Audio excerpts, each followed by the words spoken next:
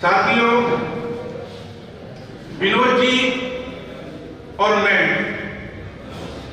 अलग अलग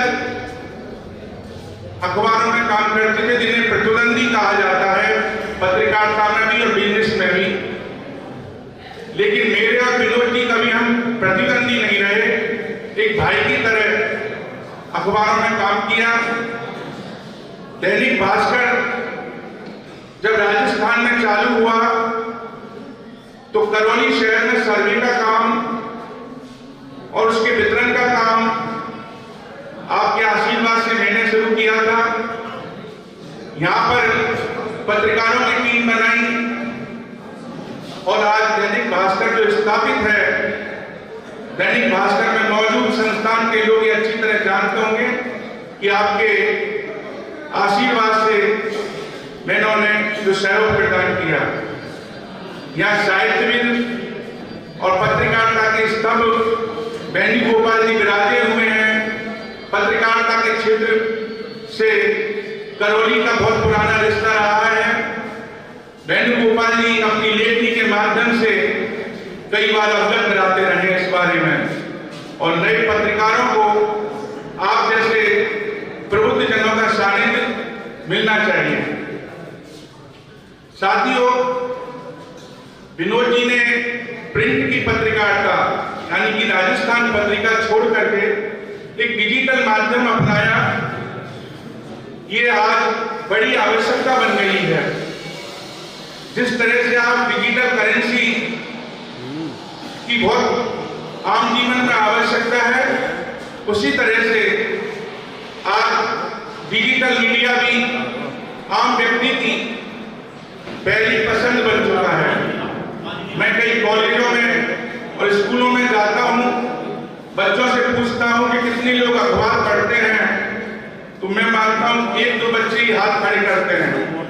जब मैं पूछता हूं कितने लोग चैनल पर खबरें देखते हैं, तो मुझसे 3-4 लोग खड़े करते हैं हाथ। और जब मैं पूछता हूं कि सोशल मीडिया पर कितने लोग खबरें देखते हैं, तो लगभग सभी के हाथ खड़े मिलते हैं। तो निश्चित रूप से आप जान सकते हैं कि आज बदलते समय में जब हम तेजी से विकास की ओर दौड़ रहे हैं, तो डिजिटल मीडिया बहुत ही आम जन की आवश्यकता बन चुका है और विनोद जी उसमें बहुत तेजी से आगे बढ़ रहे हैं। साथियों, आज जितने भी अखबार हैं या चैनल हैं, वो सभी डिजिटल हो रहे हैं। सबने अपने अपने डिजिटल माध्यम बना रखे हैं। आप दैनिक भास्कर को देखेंगे, राजस्थान पत्रिका को देखेंगे, या तमाम जो लोग देश के बड़े चैनल हैं, आज तक एबीपी न्यूज या जी न्यूज, सभी ने अपने अपने फेसबुक, यूट्यूब माध्यम बनाए हुए हैं और वहां से आगे बढ़ रहे हैं। आप ये जानते हैं कि आज अखबार हो, चैनल हो या सोशल मीडिया का कोई दूसरा माध्यम हो, बिना बिजनेस किए हुए आगे नहीं बढ़ पाता। मेरे भाई विनोद शर्मा जी को इस कैलेंडर विमोचन में, इस कैलेंडर में जिन सभी लोगों ने सहयोग दिया है, मैं उन्हें हृदय से धन्यवाद देता हूं और बहुत बहुत आभार व्यक्त करता हूं कि इस भाई को इसी तरह से आगे भी आप सहयोग प्रदान करते रहेंगे। साथियों, आप सभी ने यहाँ आकर उपस्थिति दी। निश्चित रूप से आप सभी अपने अमूल्य समय में से निकाल करके यहाँ उपस्थित हुए हैं। मैं उसके लिए भी विनोद जी की ओर से आपका आभार व्यक्त करता हूँ, आपको धन्यवाद देता हूँ। साथियों, मैं पत्रकारिता के साथ इन दिनों ERCP पर भी काम कर रहा हूँ। ERCP मतलब पूर्वी राजस्थान नहर परियोजना। ये 13 जिलों में चंबल का पानी नहरों के माध्यम से लाया जाए, इसके लिए पूर्व मुख्यमंत्री वसुंधरा राजे ने एक प्रस्ताव तैयार करा करके केंद्र सरकार को भेजा था कि राष्ट्रीय परियोजना मंजूर किया जाए। आज अपने करौली जिले में 5 बांध के पानी को लेकर के जो झगड़ा चल रहा है, उसके लेकर के आप सब चिंतित हैं और निश्चित रूप से सरकार भी चिंतित है। उसका समाधान ERCP से ही संभव है। ERCP में जब हम देखते हैं कि चंबल में बाढ़ आती है बारिश के दिनों में, तो एक सर्वे के अनुसार अगस्त महीने में चंबल से इतना पानी व्यर्थ बह करके निकल जाता है जितने 216 5 का बांध भरे जा सकते हैं। सोचिए कि बंगाल की खाड़ी में जब चंबल का पानी बेल्ट बह करके जा रहा है, उस बेल्ट बहते हुए पानी को ला करके 13 जिलों के बांधों में और खेतों तक पहुंचाने की योजना है।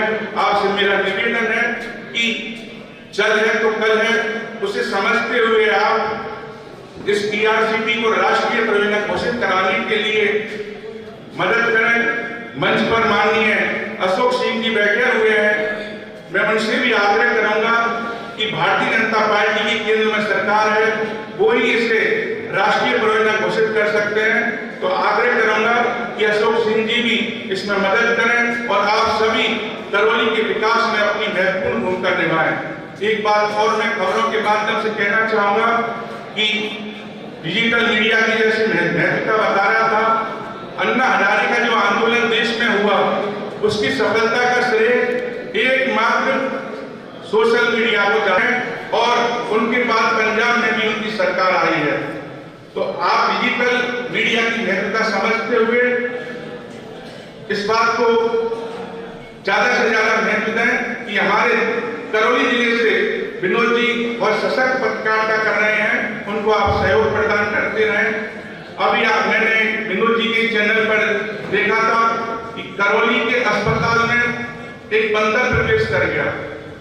कितनी शर्मनाक बात है कि वो बंदर जिन्होंने इसको लाइव दिखाया।